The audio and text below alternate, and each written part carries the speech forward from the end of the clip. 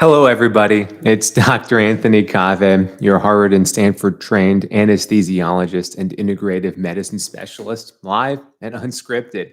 Hello to everyone already in the chat room. And we're going to talk about gaslighting and normalizing and what happens to my patients after anesthesia and which is worse for you, for them.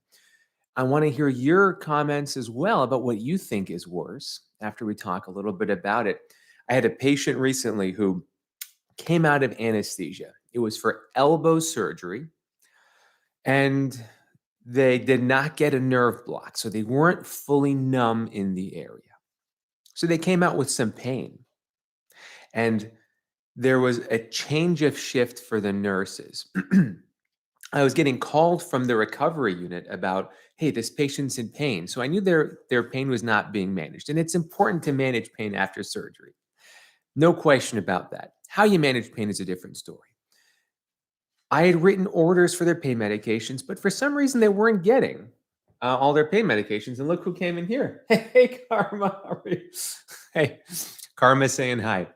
So the first nurse was telling the patient, it's all in your head. You should be numb in the area. And you notice, the classic phrase that patients hear is it's pressure, not pain. Because, and just so you know, that comes from certain nerve blocks or techniques like epidurals and spinals where you will feel pressure and tugging, but you won't feel sharp pain. So it's not inaccurate, but this is a form of gaslighting. It's in your head. We'll define gaslighting in a second.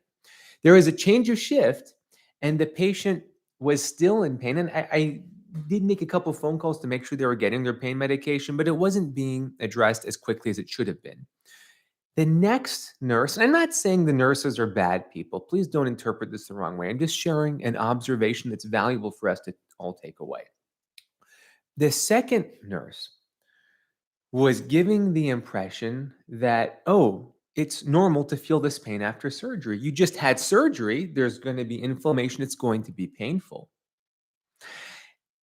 That's a form of normalization in some ways. It's not fully the definition, but embodies a lot of ultimately the manipulation that both gaslighting and normalizing put onto patients or put onto you.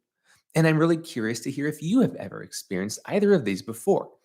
So, this poor patient eventually did get the pain relief they needed from the pain medications. I wish they had gotten a nerve block, but for a couple of reasons, um, it was contraindicated. I see everyone here is talking about. I agree with you, Chris. It was inappropriate how this patient was treated, and the manipulation here is what we need to talk about. So we have to first define gaslighting and normalizing. They're both a form of manipulation. Well, gaslighting is when the manipulation causes you to rethink your sanity, rethink your rationale for why you are feeling what you feel. So it's manipulating you to question your sanity. Unfortunately, this comes up with a lot of medical conditions that we cannot tangibly prove easily or that are not immediately observable to your eye. What conditions are these? Well, they're not heart attacks, they're not broken bones, they're not gunshot wounds, because you can see those.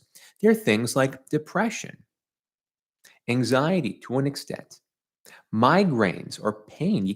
I can't prove that you have a migraine. We don't have a definitive test for me to say, hey, you're having 8 out of 10 pain.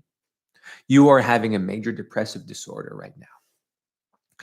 So these are ripe for manipulating somebody to potentially question their sanity about what they're experiencing because external observers cannot prove it for themselves.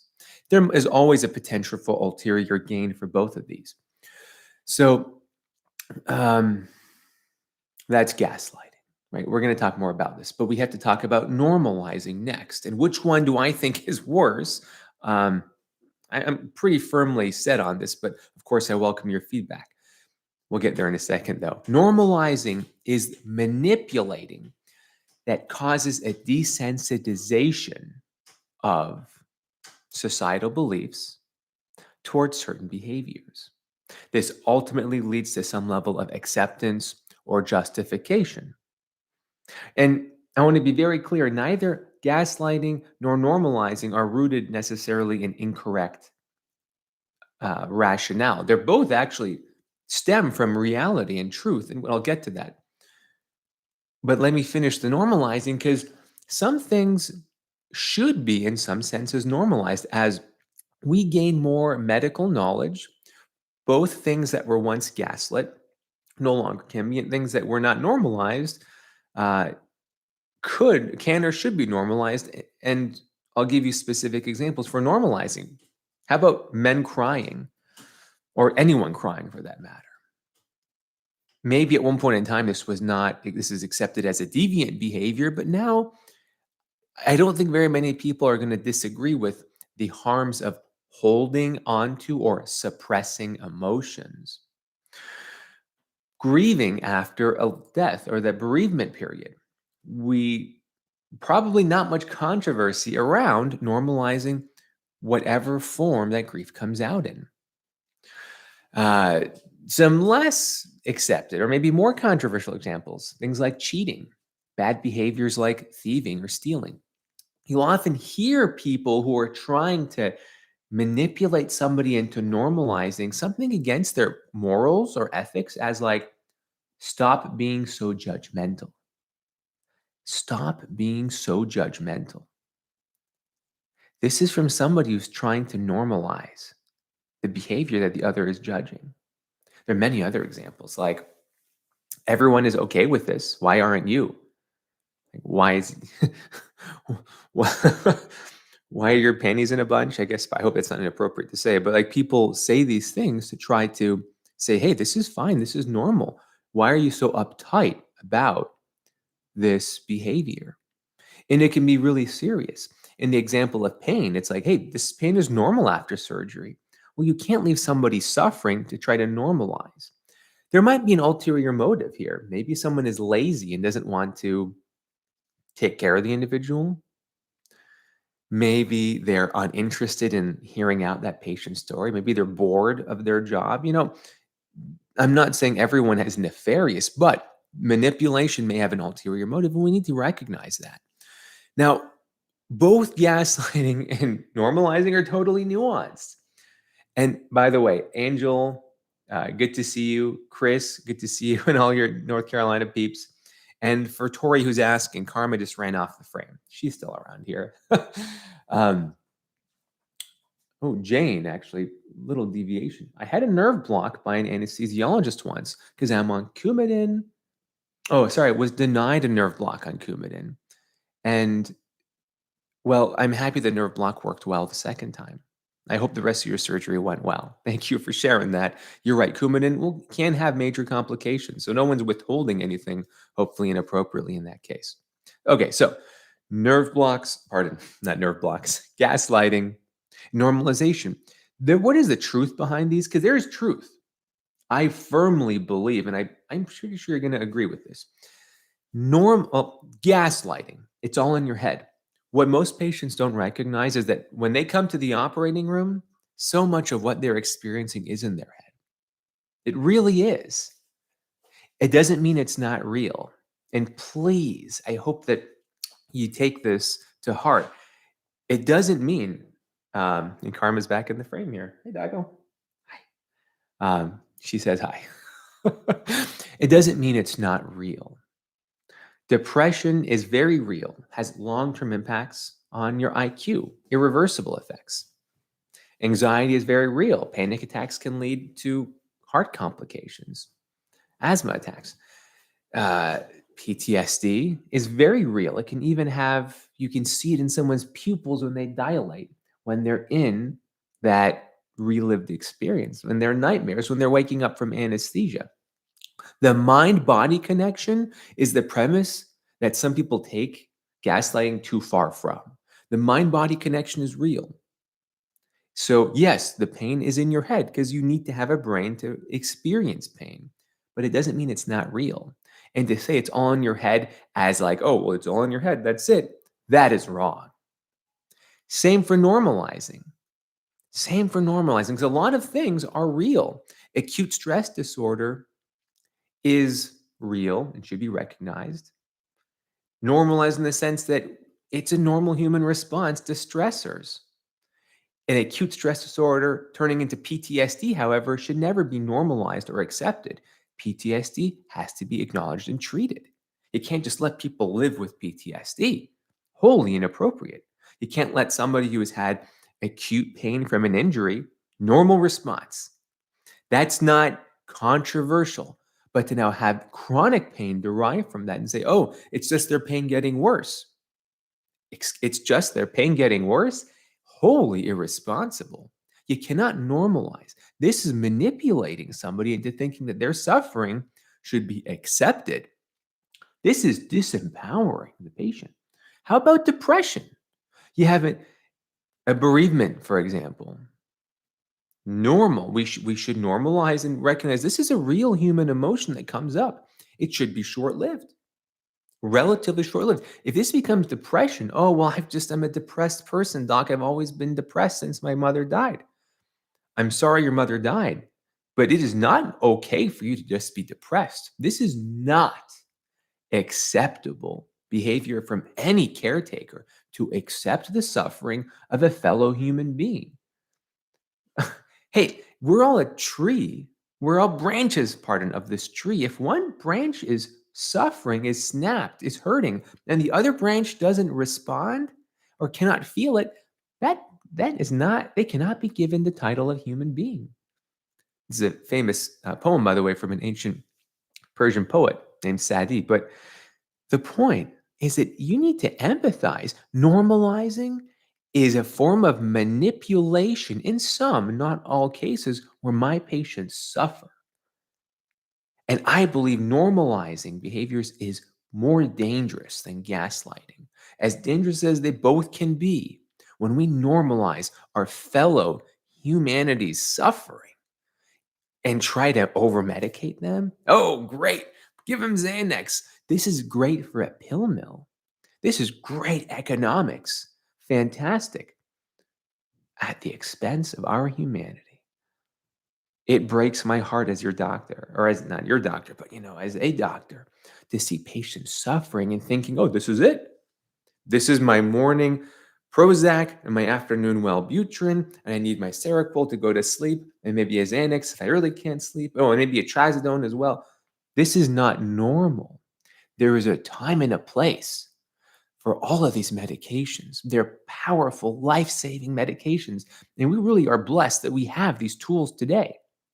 When used in the right time, in the right setting, but they are overused. Sometimes I truly fear because society has manipulated us into believing that our suffering is okay because we have medications that can treat it. How backwards? How backwards is that? So our suffering is okay. We have medicine that fixes us for that.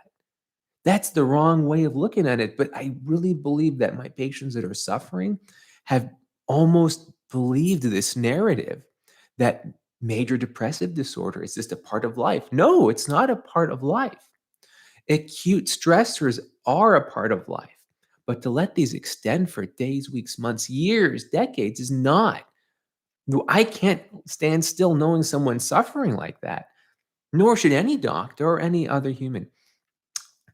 How about anxiety? How about, this is one that a lot of us have anxiety. Anticipation and apprehension are normal. These are normal human behaviors.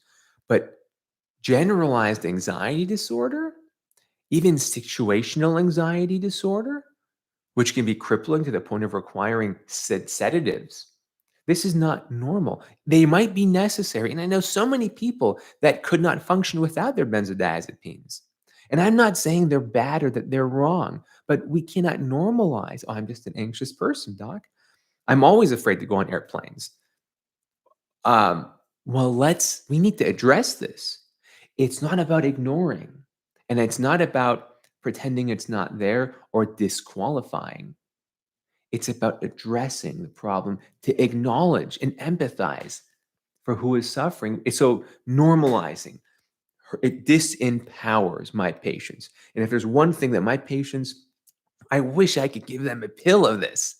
I wish if I had the pill for empowerment and self advocacy, boy, would I be prescribing this day in, day out. It would make more money than Ozempic ever will. It would be the panacea in some ways to humanity's suffering, the empowerment and the advocacy, because you have more power over your health than you've ever been told. If you appreciate me coming on here after a long day, I always appreciate it when you hit that like button and share what you've learned with others. If you subscribe, hit that little bell thing so that you can keep up with the lives. That's always very much appreciated because I don't like to do ads or product placement because I want this to be for you to learn and to benefit from and to ultimately advocate for your own health. Please don't let anyone manipulate you or your loved ones or those anyone around you. When you hear people saying, don't be so judgmental. What's wrong with doing this? All these things, these should be little bells that, is someone trying to normalize behavior that deep down is bothering me? It's all in your head. Well, some of it, a lot of it is in your head, but it doesn't mean you don't treat it. It doesn't mean you ignore it. You have to be compassionate and you got to reach out. So let's answer a couple questions here. And thank you again for all your positive comments. Your support really helps me a lot here. Ann Anderson weaned down from 60 to 30 Xanaxes per month. Woohoo. And Ann, that is fantastic. I hope everyone here sends you some positive vibes in recognizing how amazing that is. Faye says, I'll tell you what, since my brain surgery, I've learned a lot about you medical people. I don't think you're appreciated enough. Well, Faye, thank you for the kind comments, but I hope that the rest of your recovery has gone smoothly since your brain surgery. Dakti, good to see you again. It is a brave new world, isn't it? And Darian, good to see you as always. I'm not barefoot today. It's kind of cold in San Francisco.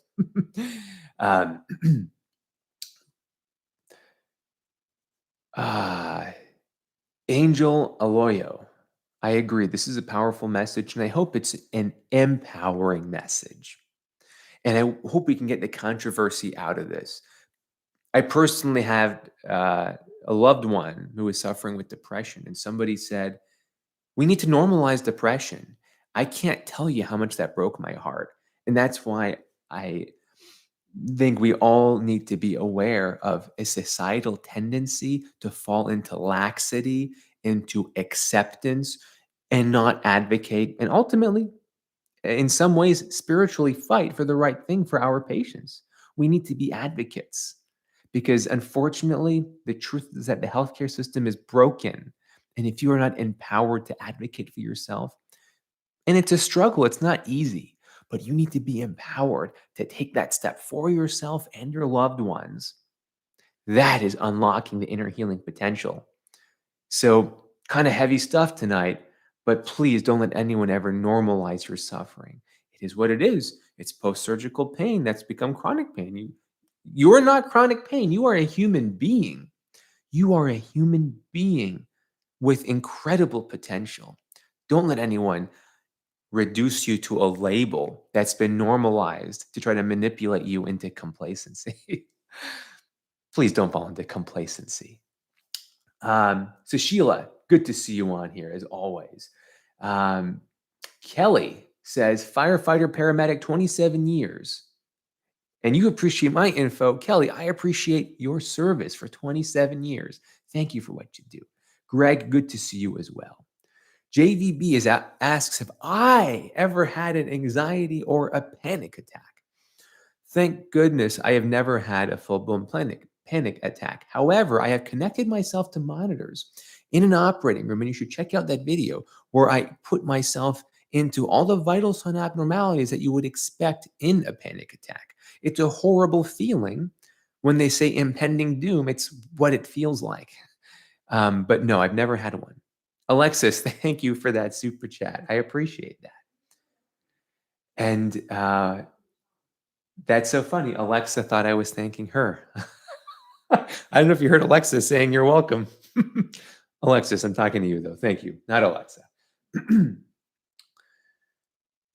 Oh, right. I'm looking at at these comments. Fantastic comments. Goofy, thank you for the kind comments as well. Linda, I'm sorry that you've been labeled over and over again, but I hope that you do appreciate the importance of empowerment and self-advocacy.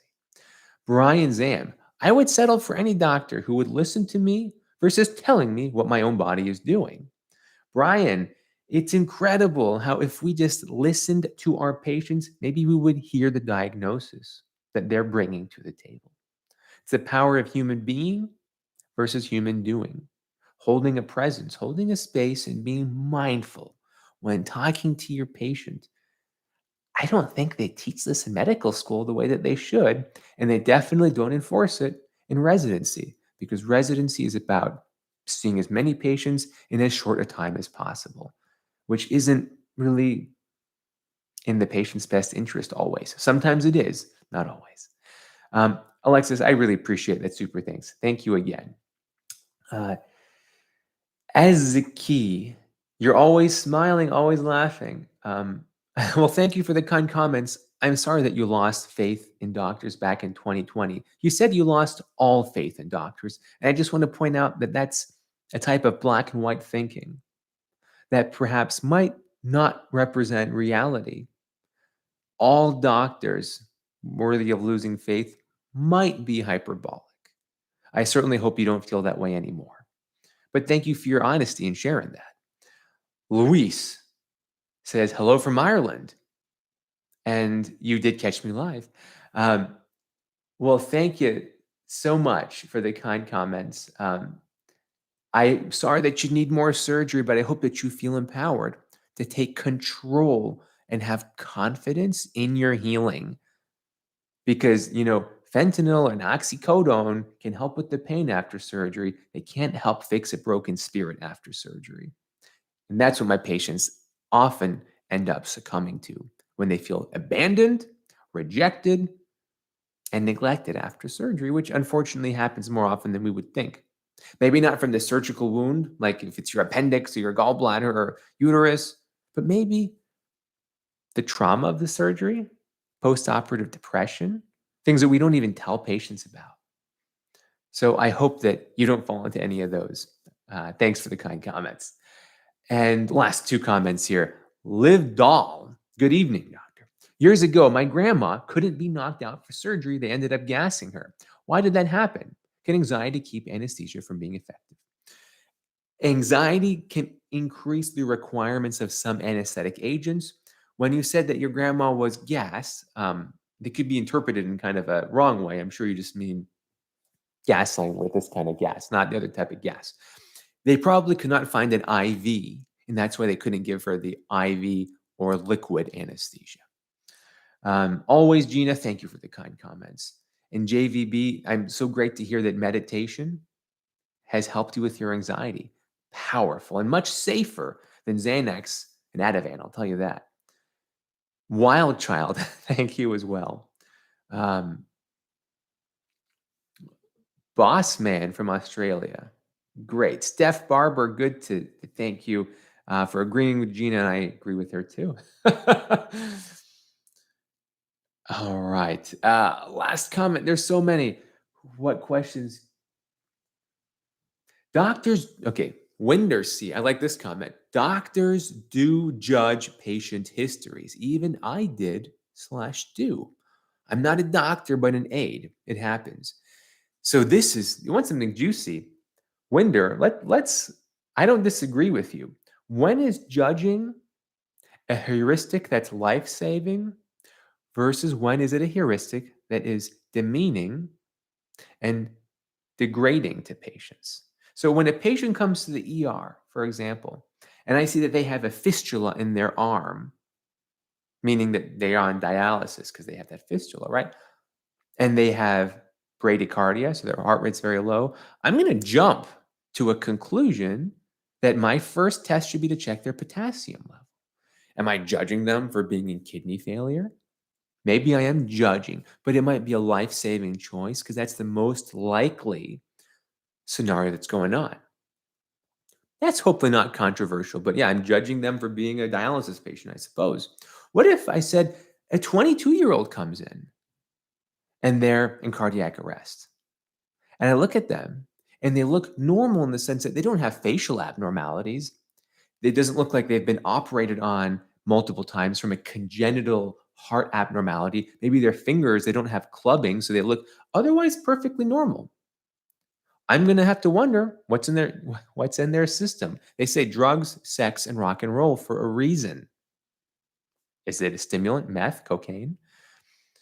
Ordinarily, a 20-year-old is not going to have a heart problem in the absence of what we call a congenital heart abnormality. So, am I judging them if I think that maybe they are on drugs?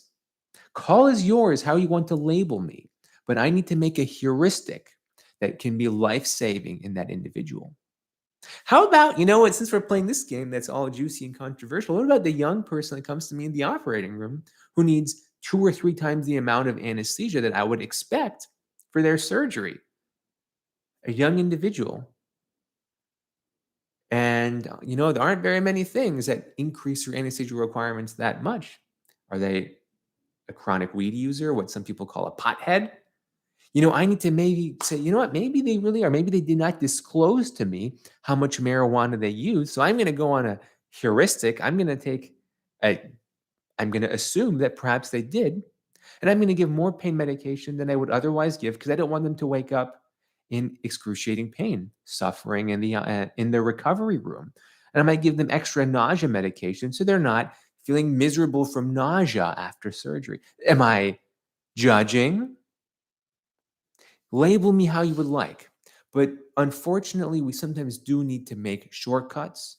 We need to act fast to prevent patient harm. And I certainly hope that it's not the judging that's degrading a patient versus the judging that's helping making a life-saving decision faster or a decision that can prevent suffering in the future because an ounce of prevention is a pound of treatment. There's so many of these controversial judgings that we can go into, but I'm curious what you think. Let me know below in the comments. I'm really curious if you think that my quote judging is something that's hurting or helping patients because you have to be respectful to the patient. They are a human being who has trusted their life in your hands. I think the least you can do in return is to take the reasonable precautions to guard their safety and their comfort, even if it means perhaps going on a very reasonable limb based on what might be causing them harm in the future and preventing that harm, whether it's the young drug addict, the pothead, cannabis user, whatever, or the dialysis patient. There's 3 quick examples that come to mind. So I hope that everyone here has a great rest of the day. May the 4th be with you all. Thank you for your support. Once again, if you can hit that like button or subscribe, I'd really appreciate it so I can do this more often for you. Till next time.